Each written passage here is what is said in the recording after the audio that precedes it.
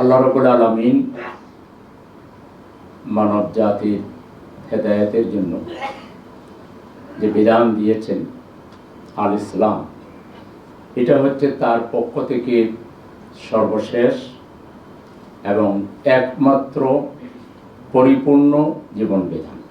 আমি যে আয়াতটা তেলাওয়াত করেছি, আল-ইয়াওমা আকমালতু লাকুম দীনাকুম ওয়া আতমামতু আলাইকুম নি'মাতি ওয়া রাদিতু লাকুমুল ইসলামা দীন। আল্লাহ আমাদের দুনিয়ার জীবন পরিচালনার জন্য যে বিধানটা দিয়েছেন, এটা একটা পরিপূর্ণ বিধান, মুকাম্মাল হায়াতে নিজাম। Islam is the complete code of life. মানে এখানে এমন কিছুর অভাব নাই যেটা অন্য কোথায় থেকে হায়ার করতে হবে। কিয়ামত পর্যন্ত যত সমস্যা আসবে, উদ্ভূত সমস্যার সমাধান দিয়ে একটি পরিপূর্ণ জীবন বিধানের নাম হচ্ছে ইসলাম। এটা আল্লাহ মনোনীত বিধান। আল্লাহ বলে দিয়েছেন যে এর বাইরে কেউ যদি আর কোনো বিধান তালাশ করে, আল্লাহ সেটা অ্যাকসেপ্ট করবেন না। ওমান ইয়াবতাগি গায়রাল ইসলামি দীনান ফালান ইউকবালা মিনহু ওয়া হুয়া ফিল আখিরাতি মিনাল খাসিরিন।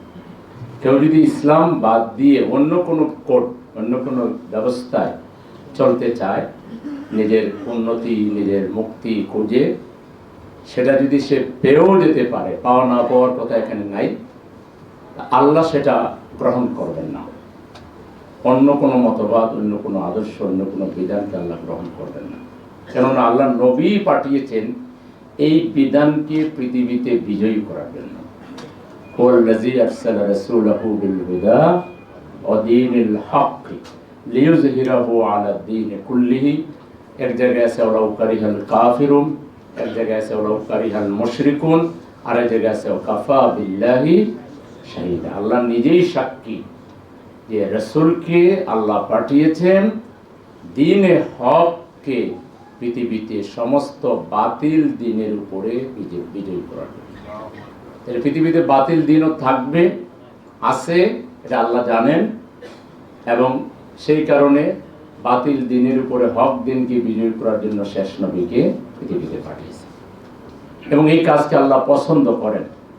আল্লাহ বলেছেন, ইন্নাল্লাহা ইউহিব্বুল্লাযীনা ইউকাতিলুনা ফি সাবিলিহি সাফফান কান্নাহুম বুনিয়ানুম মারসুস। আল্লাহ বলেছেন, ইন্নাল্লাহা আশতারা মিনাল মুমিনিনা আনফুসাহুম ওয়া আমওয়ালাহুম বিআন্না লাহুমুল জান্নাহ ইউকাতিলুনা ফি সাবিলিল্লাহি ফায়াকতুলুনা ওয়া ইয়াকতুলুন।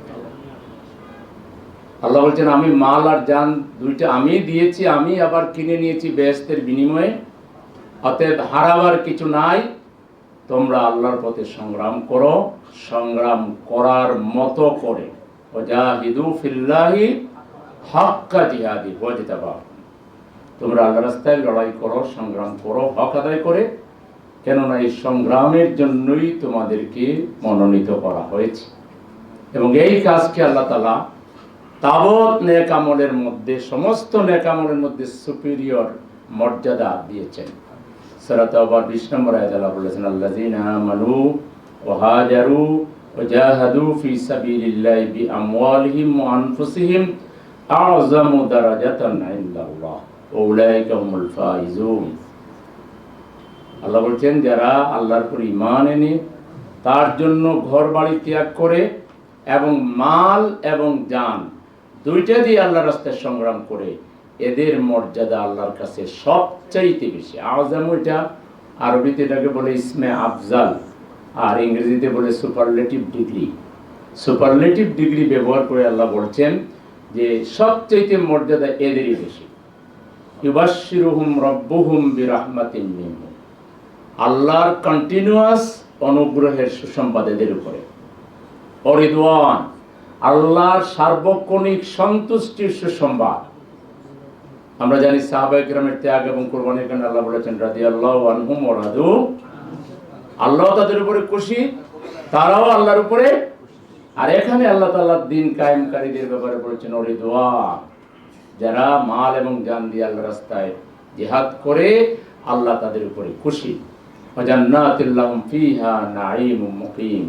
চিরস্থায়ী নিয়ামতপূর্ণ জান্নাতে তাদেরকে প্রবেশ করানো হবে। খালিদিনা ফিহা আবাদা ইন্নাল্লাহা ইনদাহু আজরুন আযীম। জান্নাতও দিবেন, এরপরে আবার ইন্নাল্লাহ ইনদাহু আজরুন আযীমটা কি, এটা অনেক ব্যাখ্যা আছে। তার মানে আল্লাহ আরো বেশি পুরস্কার দিবেন। সুবহানাল্লাহ। হয়তো আল্লাহ তার দিদার নসিব করবেন, কিংবা আরো কোনো পুরস্কার তিনি দিবেন, অনেক বড় উজরত তিনি দিবেন। কাদের জন্য? যারা মাল এবং জান দুইটাকে বাজি রেখে আল্লাহর রাস্তায় জিহাদ করবে, আল্লাহর দ্বীন প্রতিষ্ঠার জন্য সংগ্রাম করবে। আল্লাহ রাসূল এই আয়াতের আমল করতে গিয়ে তিনি দাওয়াত শুরু করেছিলেন তার পরিবারের লোকদের মধ্যে, তার নিকট আত্মীয়ের মধ্যে, প্রতিবেশীদের মধ্যে। পর্যায়ক্রমে যখন দাওয়াত ছড়িয়ে পড়লো, তাকে লোভ দেখানো হলো যে, হে মুহাম্মদ, এগুলোর দ্বারা তুমি কি অর্জন করতে চাও? তুমি কি সবচেয়ে সুন্দরী রমণী বিয়ে করতে চাও? তাহলে আরবের সেরা সুন্দরী রমণী তোমার কাছে বিয়ে দিয়ে দিল। তুমি কি সম্পদশালী হতে চাও? তোমাকে আরবের সমস্ত সম্পদ তোমার পায়ে আমরা দিয়ে দেব। তুমি যদি বাদশাহ হতে চাও, তোমাকে আমরা বাদশাহী দিব। কিন্তু দিন বাদ দিয়ে, আল্লাহর নির্দেশ বাদ দিয়ে, আল্লাহর হুকুমের বাইরে গিয়ে দুনিয়ার জন্য রাজত্ব তিনি চান নাই, প্রত্যাখ্যান করেছেন। এরপরে তাকে থ্রেটেনিং করা হয়েছে তার গার্জিয়ানদেরকে, যে মোহাম্মদ যদি এই পথ থেকে সরে না যান, তাহলে তাকে আমরা এই করবো সেই করবো। এবং তারা করেছেন। ওপরে তার বাসভবনে অ্যাটাক করেছেন, রাস্তায় তাকে আটক করে নির্যাতন করেছেন, খানায় কাবায় নামাজরত অবস্থায় উঠে নাড়ি বুড়ি তার উপরে দিয়ে তাকে পিষে মারার চেষ্টা করেছেন। এতেও যখন ক্লান্ত হন নাই, ওই খানায় কাবারই পাশে একটা পাহাড়ে 3 বৎসর শেবে আবি তালিবে তাকে আটক করে তাকে কোনো দানা পানি খানি কিছুই দেওয়া হয় না। গাছের সাল বাকল খেয়ে খেয়ে তারপরে ছাগলের বড়ির মতো পায়খানা হয়েছে। কাউকে ওখানে ঢুকতে দেওয়া হয়নি। 3 বৎসর তাকে অবরুদ্ধ করে রাখা হয়েছে। সেখান থেকে বের হয়ে তিনি তায়েফে গেলেন। সেখানে গিয়ে দাওয়াত দেওয়ার পর তার উপরে যে অত্যাচার হলো, এটা আরো ভয়াবহ। রক্তাক্ত বদনে তিনি ফিরে আসলেন, কিন্তু তিনি ক্ষান্ত হলেন না। এরপর তার বিরুদ্ধে হত্যার পুরস্কার ঘোষণা করা হল। তারপর আল্লাহর ইচ্ছায় তিনি হিজরত করে মদিনায় চলে গেলেন।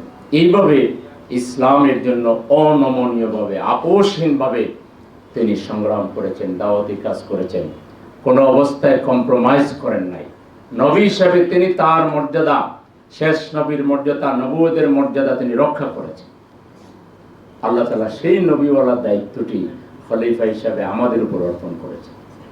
এখন আমরা আমাদের খলিফার মর্যাদা, শ্রেষ্ঠ মানুষ হিসাবে, যে মানুষকে আল্লাহ বলেছেন লাকাদ কাররামনা বানি আদম, বনি আদমকে আমি সবচেয়ে বেশি মর্যাদা দিয়েছি, এবং বনি আদমের জন্য আর সমস্ত সৃষ্টিকে আমি তৈরি করেছি। ওয়াল্লাযী খালাকা লাকুম মা ফিল আরদি জামিয়া। আর যা কিছু সৃষ্টি সব এই আদমের জন্য। আর আদমকে দায়িত্ব দেওয়া হয়েছে যে তারা একদিকে নিজেরা আল্লাহর দাসত্ব করবে, এবং গোটা মানবতাকে, গোটা সমাজকে আল্লাহর দাসত্বের দিকে আহ্বান জানাবে, দাওয়াত দিবে, আল্লাহর খেলাফতকে প্রতিষ্ঠা করবে, আল্লাহর রাজত্বকে কায়েম করবে। কারণ আল্লাহ বলেছেন ইসলামে পুরোপুরি দাখিল হবে। উদখুলু ফিস সিলমি কাফা ওয়ালা তাত্তাবিউ খুতুওয়াতিশ শাইতান ইন্নাহু লাকুম আদুউম মুবিন। সে তোমাদের প্রকাশ্য দুশমন। আজকে আমরা কি ইসলামের পরিপূর্ণ অনুসরণ করছি? আল্লাহ বলেছেন আল্লাম ইয়াহকুম বিমা আনজালাল্লাহু ফাউলাইকা হুমুল কাফিরুন ফাউলাইকা হুমুল ফাসিকুন ফাউলাইকা হুমুজ জালিমুন।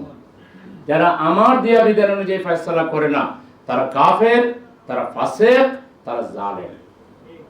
আজকে বিগত 53 বছরে দেশ যারা শাসন করেছেন, তারা কি আল্লাহর আইন অনুযায়ী শিক্ষা ব্যবস্থা তৈরি করেছেন? রাজনৈতিক ব্যবস্থা তৈরি করেছেন? অর্থনৈতিক ব্যবস্থা করেছেন? সাংস্কৃতিক বিভাগ করেছেন? পার্লামেন্ট করেছেন? বিচার বিভাগ করেছেন? সামাজিকভাবে সুবিচার কায়েম করেছেন? বরং সম্পূর্ণ বিপরীতে তারা মানুষের তৈরি করা আইন দিয়ে, হায়ার করা আদর্শ দিয়ে, সংখ্যাগরিষ্ঠ মুসলমানের দেশে 90% মানুষ মুসলমান। এখানে সেই মুসলমানের যে আকীদা বিশ্বাস, তার যে চরিত্র, তার যে মানবিকতা, তার যে ইনসানিয়াত, তার যে মানবতাবাদী চরিত্র, এটাকে চেঞ্জ করে দিয়ে ভোগবাদী, স্বার্থবাদী, সেকুলারিজম, কমিউনিজম এবং অর্থনীতিতে সেই নীতি অবলম্বন করা হয়েছে যেটা মানুষকে সেলফিশ বানায়। পুঁজিবাদ মানুষকে সেলফিশ বানায়। যা ইচ্ছা আহরণ করো, যেভাবে ইচ্ছা আহরণ করো, মানুষ মেরে হোক, কুটে হোক, সম্পদ দখল করে হোক, নারীর ইজ্জত লুণ্ঠন করে হোক, যেভাবে হোক তুমি বড় লোক হও, এ তোমার পার্সোনাল রায়, কোনো বাইন্ডিংস নাই। এই বিধানের সমর্থন করেছে বিগত দিনের রাজনীতিবিদরা, আর এই রাজনীতিবিদকে সমর্থন করেছে এদেশের মুসলমানরা। আমরাও কিন্তু কম দেয় না। আমরা আল্লাহর বিধান সব ক্ষেত্রে মানবে। সেকুলাররা বুঝেছে ইসলামটা মসজিদে থাকুক, মাদ্রাসায় থাকুক, খানকায় থাকুক, ইসলামটা অর্থনৈতিক ফিল্ডে আনার দরকার নাই, পার্লামেন্টে আনার দরকার নাই, নেতৃত্ব নির্বাচনে আনার দরকার নাই, ভোটে আনার দরকার নাই। এটা ইসলামকে তারা বিভাজন করে দিয়েছে। আমরা মুসলমানরা এটা মেনে নিয়েছি। জেনে বুঝে হোক আর না জেনে হোক, আল্লাহর একটা বিধানকে যারা অস্বীকার করবে সে কি ইমানদার থাকবে? সে তো কাফির হয়ে যাবে। তা আল্লাহ তো কোরআনে নির্দেশ দিয়েছেন, ইন্নাল্লাহ ইয়া'মুরুকুম আন তুআদ্দুল আমানাতি ইলা আহলিহা ওয়া ইযা হাকামতুম বাইনান নাস আন তাহকুমু বিল আদলি। আল্লাহ নির্বাচক মণ্ডলীদেরকে, ভোটারদেরকে বলছেন, তোমরা তোমাদের আমানত যখন প্রয়োগ করো সেটা সঠিক জায়গায় প্রয়োগ করো। আর ভোট যারা নেবে তাদেরকে বলেছেন, এই ভোট নিয়ে তোমরা যখন ক্ষমতা পাও তখন তোমরা ন্যায় বিচার করো, আদল কায়েম করো। আজকে এইটা কেউ বিশ্বাসও যেখানে করে না, তাদের ইশতেহারে যেখানে এই ধরনের কোনো কথাই নাই, বরং বিপরীত কথা আছে, মানুষের তৈরি করা আইন দিয়ে তারা দেশ শাসন করবে, আর এইটার উপরে মুসলমানরা ভোটিং করতেছে। তাহলে সরাসরি আল্লাহর হুকুমের বাইরে গিয়ে আল্লাহকে চ্যালেঞ্জ করা মতবাদের উপরে আমরা সাপোর্ট দিচ্ছি না? তাইলে ওরা এটা নিয়ে যা কাফিরগিরি করতেছে, যা জুলুম করতেছে, যা ফাসিকি আচরণ করতেছে, তার দায় আমার উপরে আছে কিনা? যিনি ভোট দিয়েছেন, যিনি সমর্থন দিয়েছেন, সে তো বলবে আমারও তো আপনারাই সমর্থন দিয়েছেন, এই জন্য তো আমি এটা করেছি। তাইলে তার দায়ও তো আপনার ঘাড়ে এসে পড়তে হয়। এই জন্য দেখেন 53 বছরে এখানে জ্ঞানী গুণের অভাব ছিল না, পণ্ডিতের অভাব ছিল না, ডক্টরেট ডিগ্রিধারী লোকের অভাব ছিল না, কিন্তু তাদের মধ্যে মানবতা বোধ ছিল না, ইনসানিয়ত ছিল না, তাদের মধ্যে মানুষের প্রতি কোনো ভালোবাসা ছিল না, দায়বদ্ধতা ছিল না, পরোপকারিতা ছিল না, মানবিকতা ছিল না। তারা রোড হয়ে শুধুমাত্র নিজের আখের গুছানোর কাজ করেছে। কোথায় পার্সেন্টেজ আছে, পার্সেন্ট কোথায় আছে, ওখানেই তারা কাজ। কোথাও যদি বিদেশ থেকে কোনো কোম্পানি আসে, কোম্পানি ফিরে গিয়েছে, ভাই আগে এত পার্সেন্ট, আমি যে আপনার সাথে এই কমিউনিকেশন করলাম প্রথমে 10% দিতে হবে, কাজ শুরু করার পরে আমি যে কাজ ধরাই দিয়ে দিলাম আরো 10% দিতে হবে। দেখা যায় কাজ শুরু করার আগেই প্রথম বাজেট যেটা, এটা ভাগাভাগির মধ্যে শেষ, কাজই শুরু হয় না, আবার নতুন করে বাজেট দেয়। এইভাবে একটা লোটপাটের অর্থনীতি, লোটপাটের রাজনীতি, লুটেরা রাজনীতি বাংলাদেশে কায়েম করা হয়েছে। এই লুটেরা রাজনীতির বিপরীতে আমরা ইসলামপন্থীরা, ইসলামী মূল্যবোধে বিশ্বাসীরা, কালেমায় বিশ্বাসীরা, আখেরাতে বিশ্বাসীরা, আমরা বিকল্প অ্যারেঞ্জমেন্ট করার চেষ্টা করেছি।